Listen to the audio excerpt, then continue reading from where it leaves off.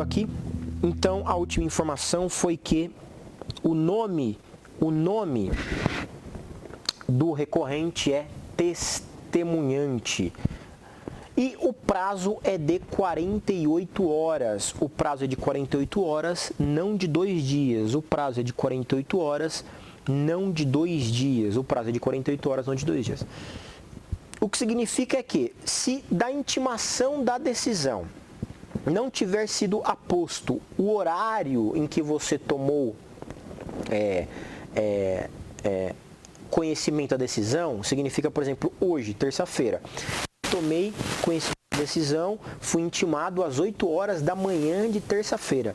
Se tiver colocado na contrafé que eu tomei ciência às 8 horas da manhã de terça-feira, significa que eu tenho, a partir deste horário, 48 horas para entregar a minha carta testemunhável, tá? E aí começa a valer no minuto seguinte em que eu fui intimado. Então quer dizer que começa a contar da própria terça-feira, e aí eu tenho 48 horas a partir daí. Terça-feira, quarta-feira de manhã, 24 horas, quinta-feira de manhã eu tenho às 48 horas, então o meu prazo fatal seria às 8 horas e 1 minuto da quinta-feira. Tudo bem? Legal? Agora, se não tiver escrito o horário em que eu fui intimado, se não tiver escrito o horário em que eu fui intimado, que é o normal, né? Não se coloca normalmente o horário, aí eu posso converter essas 48 horas em 2 dias, mas isso é uma interpretação jurisprudencial que se faz. Então é importante para o exame de ordem. Se tiver escrito o horário, você tem que colocar o horário, inclusive na apresentação da sua carta testemunhável, você tem que constar que você é tempestivo, quer dizer, fui intimado a tantas horas do dia tal. E aí, portanto, você está entregando a carta testemunhável até 48 horas daquela data. Se não foi intimado com o horário, significa que aí você pode usar a questão de 2 dias.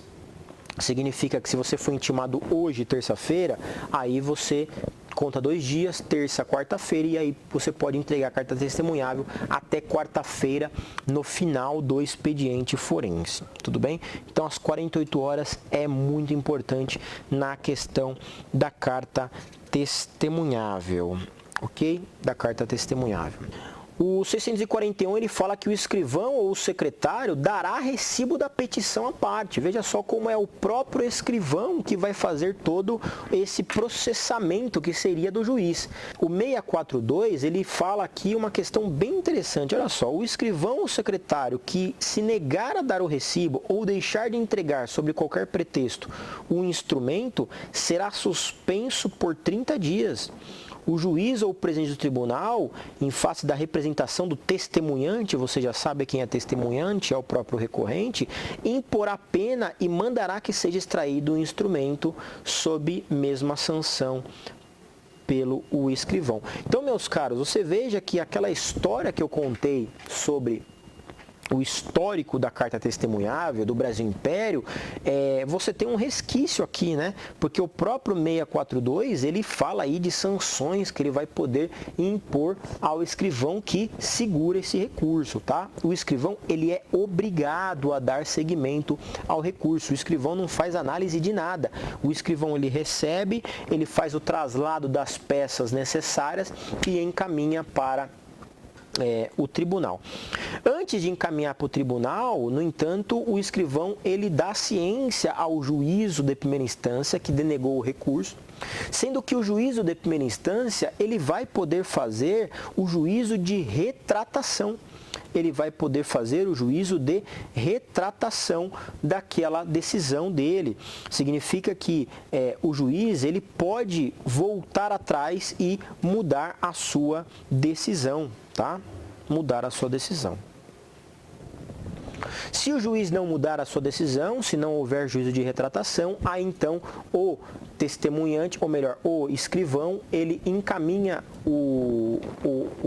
a carta testemunhável com as peças extraídas do processo até o tribunal. E aí eu quero de novo, vou compartilhar aqui com você de novo, eu quero que você veja o que fala o artigo 643. Extraído e autuado o instrumento, observar-se-á o disposto no 688 a 592, que fala do recurso em sentido estrito. O que significa, meus amigos? Vamos colocar lá no 688. Significa que o processamento da carta testemunhável, após a entrega ao tribunal, segue o rito do rese. Depois que entregou lá no tribunal, você continua lendo aqui, ó, dentro de 2 dias, contados da interposição, ou no outro dia, no dia em que o escrivão extraído o traslado fizer vista ao recorrente, este oferecerá as suas razões e por igual prazo as contra-razões. Meus caros, o que é importante aqui, e se nesse caso é um caso que se não tem professor a gente se perde mesmo, tá? A carta testemunhável, ela é feita em 2 peças. A primeira peça de interposição, que é a carta testemunhável endereçada ao escrivão, que é feita em 48 horas, ok? E as razões que segue o rito do rese 588. Então, quando chega no tribunal, o oferecimento das razões e das contrarrazões são iguais do rese, inclusive o prazo. Qual que é o prazo para oferecer as razões e as contrarrazões no rese? 2 dias, você leu comigo 588. Qual que é o prazo para oferecer as razões e as contrarrazões da carta testemunhável? 2 dias, porque você segue o rito do rese, tá bom? E aí todo aquele processamento do 588 ao 592 será exatamente igual ao rese. Então isso é muito importante. Não confunda com embargos infringentes de nulidade que falamos na aula passada, que é apenas uma peça em 10 dias que você entrega a interposição e as razões juntas. A carta testemunhável você desmembra em 2 petições diferentes. Igualzinho da apelação, igualzinho do rese, lembra? Então, primeiro você entrega a interposição, que é em 48 horas, e depois você entrega as razões diretamente no tribunal em 2 dias, tudo bem? Em 2 dias. Na verdade, eu disse que as razões são entregues diretamente no tribunal, mas ela pode ser entregue diretamente no juízo de primeira instância, até para que ele exerça o seu juízo de retratação, tá? Então, me corrigindo aí, as razões elas podem ser entregues no tribunal ou pode ser entregue no próprio juízo de primeira instância, uma oportunidade em que esse juízo de primeira instância ele pode exercer o juízo de retratação sobre as razões da carta testemunhável, tá bom? O artigo 646, ele vai dizer que a carta testemunhável não tem efeito suspensivo. O 646 vai dizer que a carta testemunhável não tem efeito suspensivo. Artigo 646 não tem efeito suspensivo. Tudo bem, minha gente? Perguntas? Então, quem está aí no Instagram, abra o seu artigo 644. 644. O artigo 644 do Código de Processo Penal,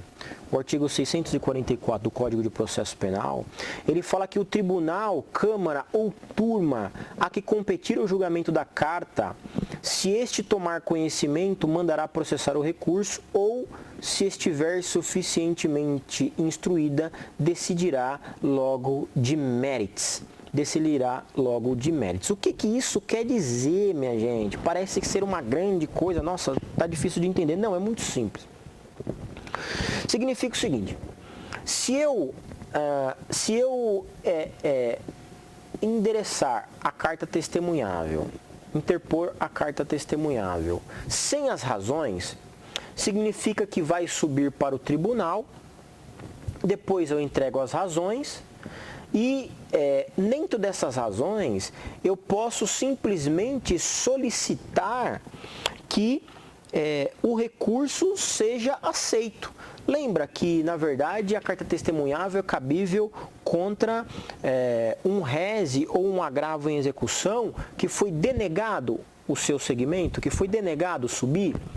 Aí, qual que é a minha fundamentação da carta testemunhável? Apenas pedir ao tribunal que reveja a decisão do juízo de primeira instância e autorize o seguimento do recurso. Imagine que o juiz de primeira instância, ele impediu o seguimento do rese por considerar intempestivo. E aí eu venho na carta testemunhável e explico para o tribunal que, na verdade, ele é tempestivo, porque havia um feriado no meu município e o juiz se atentou para isso. Se eu só pedir isso para o juiz na carta testemunhável, se eu pedir isso para o tribunal, o que o tribunal vai fazer? Vai reformar a decisão do juiz de primeira instância, vai devolver a carta testemunhável, ordenando que o recurso suba, tá? E aí o rese sobe no tribunal e aí vai analisar o mérito. Essa é uma possibilidade. Você, nas razões da carta testemunhável, se limitar a solicitar que o recurso denegado suba. Só que o que o 644 está dizendo é o seguinte: se a carta testemunhável estiver suficientemente instruída com o mérito do recurso denegado, é possível que o tribunal decida o mérito também. Então, olha só, o meu rese foi denegado, tá? E aí eu entrei com carta testemunhável. Na hora de arrazoar a carta testemunhável, além de falar que a decisão do juiz de primeira instância está errada, eu ainda levo as razões do mérito do rese dentro da carta testemunhável. Se eu fizer isso, de acordo com o 644, o tribunal poderá decidir o mérito do rese. O tribunal poderá aceitar o rese, reformar a decisão do juiz de primeira instância e decidir com força de rese. Lembra que falamos que, inclusive, o rito da carta testemunhável é o mesmo do rese? Quer dizer, 3 desembargadores vão decidir sobre este, ou pelo menos a maioria do tribunal vai decidir, daquela turma. Tá? O que significa que você pode, na carta testemunhável, no momento de arrazoar, colocar a fundamentação do recurso que foi denegado. Se ela estiver suficientemente instruída, se o tribunal entender que tem condições de analisar todo o mérito, ele já decide de pronto. Então, ele autoriza a subida do recurso e já analisa o mérito por meio da carta testemunhável. Pessoal, eu sei que essa parte não é muito óbvia, muito clara, por isso que você tem que rever esse vídeo várias vezes, estudar, ver aí, reler o artigo 644 para ver se tem alguma dúvida, tá bom, gente? Tudo bem? Perguntas? Perguntas?